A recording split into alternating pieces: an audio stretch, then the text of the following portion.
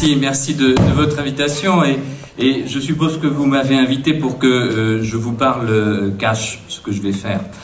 Personne n'est parfait, je ne suis pas au Parti Socialiste et personne n'est parfait, je ne vais pas adhérer au Parti Socialiste. Mais, comme beaucoup, j'attends du Parti Socialiste. Et j'attends du Parti Socialiste, surtout de la gauche du Parti Socialiste, qu'elle rende le Parti Socialiste véritablement à gauche. Car en la matière, chers camarades, on ne va pas se cacher les choses. En la matière, il y a un déficit tout de même. Il y a un déficit puisque les exercices gouvernementaux du Parti Socialiste n'ont pas été à la hauteur des attentes du peuple de gauche. Et l'enjeu, c'est maintenant que le prochain exercice gouvernemental du Parti Socialiste et de toutes les forces de la gauche soit à la hauteur des enjeux du peuple de gauche. Chacun le disait, avec la hausse des salaires, avec la hausse des retraites, avec une nouvelle répartition entre le capital et le travail.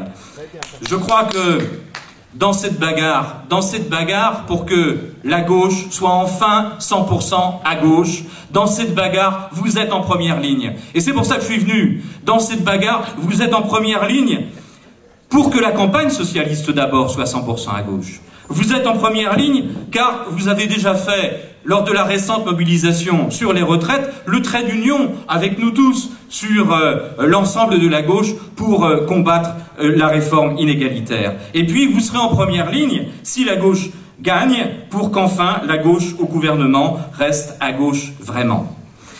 Donc, quant à nous, avec Gérard, vous l'avez vu peut-être, et dans Politis, ce sera plus explicite la semaine qui vient, nous appelons sans attendre à une insurrection civique, pacifique et démocratique, à une insurrection civique qui réponde à 3 défis. Le premier défi, c'est bien sûr que s'installe dans ce pays, relouqué Marine, mais avec les appels à la haine traditionnelle, un vote massif du Front National décomplexé, mais surtout toutes les conditions pour que ce vote demeure, voire s'amplifie.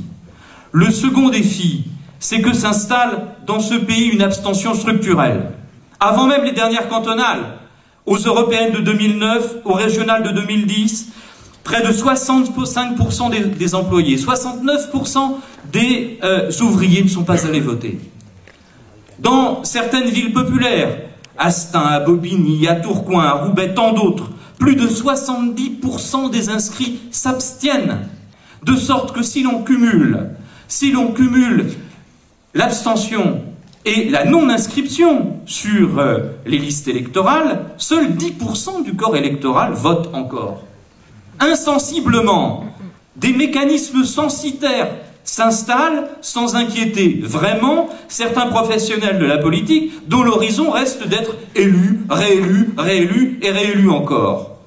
La situation a donc tout d'extraordinaire et le microcosme politique suit son cours ordinaire, réduit souvent au choc des ambitions personnelles, des carrières, des concurrences déjà vues, des transformations de look, comme si ça suffisait.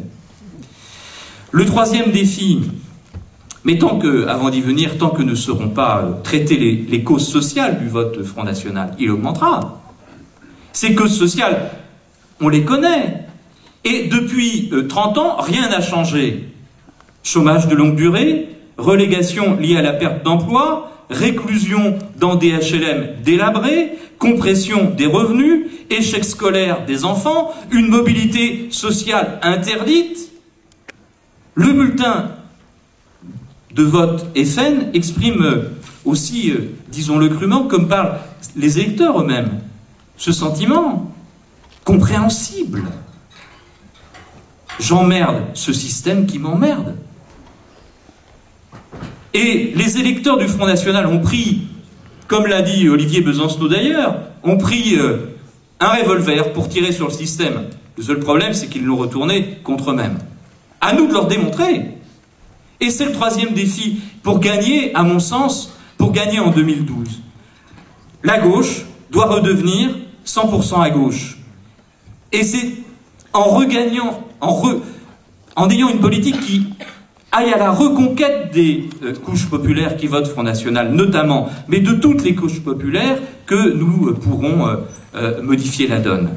Ça suppose une politique de plein emploi, ça suppose une politique d'emploi utile socialement, d'emploi utile écologiquement, d'emploi payé immédiatement davantage, et il faut le dire, d'encadrement strict et de réduction des CDD et de l'intérim. Ça suppose une politique de service public qui embauche dans le service public, qui embauche des enseignants, qui refasse de l'hôpital public ce qu'il était auparavant, qui crée sur tout le territoire une politique de la petite enfance, un service public de la petite enfance. Ça suppose une politique qui étende la protection sociale, un remboursement complet des soins, une prise en charge collective de la sécurité pour la dépendance, une augmentation des minima sociaux, des allocations chômage, etc.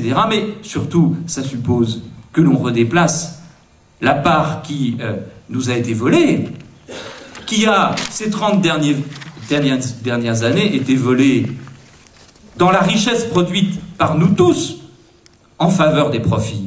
Et c'est 10%. Eh bien, ces 10% nous appartiennent. Ces 10% nous ont été volés. Ces 10%, rien ne sera possible si on ne les reprend pas. Et ça, je pense que ce n'est pas une abstraction comptable, parce que ça se traduit immédiatement dans des mesures pour les classes populaires. Si nous n'avons pas le courage de dire cela, si nous n'avons pas le courage politique d'affronter quoi? Mais aujourd'hui, on fait comme si ça n'existait plus, d'affronter la lutte des classes. Alors, la lutte des classes nous affronte. Et la lutte des classes nous bat, ce qu'elle fait depuis à peu près 25 ans. Il faut se réapproprier aussi cette tradition de la gauche, ne pas avoir peur de son ombre, ne pas avoir peur des mots, ne pas avoir peur du choc avec la finance et avec le capital, car eux n'ont pas peur du choc avec nous, et ils gagnent, et c'est, comme disait Balzac, à chaque fois l'apothéose du coffre-fort. Ce gouvernement, et je terminerai presque par là, ce gouvernement n'a pas simplement l'ADN, comme ADN, l'insécurité économique et sociale. Ce gouvernement a l'insécurité économique et sociale comme oxygène. Il en a besoin pour vivre. Alors il la produit partout, car sans insécurité économique et sociale, il ne peut pas continuer. Il la produit dans la fonction publique, il la produit dans la concurrence qu'il installe partout entre les pauvres, contre de plus pauvres qu'eux, dont se nourrit ensuite le Front National. Il la produit également, y compris même d'ailleurs entre les hauts corps de l'État, à tous les étages. C'est l'insécurité et la concurrence qu'il produit. Notre réponse, elle est simple. C'est la sécurité économique et sociale pour tous. C'est une nouvelle politique qui renoue avec le Conseil national de la résistance et qui renoue avec une extension de la sécurité économique et sociale.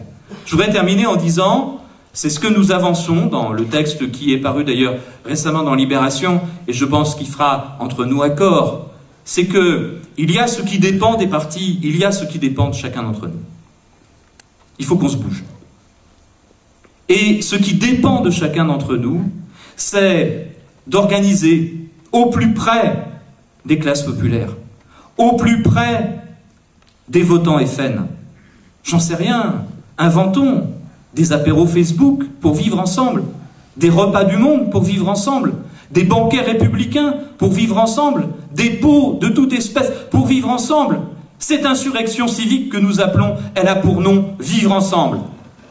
Mais ça suppose naturellement du contenu de classe. Ça suppose naturellement qu'on puisse argumenter sur comment ça va être possible de mieux vivre dans les quartiers. Et ça suppose une élaboration programmatique 100% à gauche.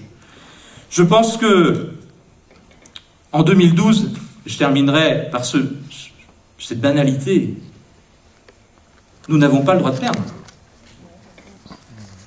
Vous n'avez pas le droit de perdre à l'intérieur du Parti socialiste.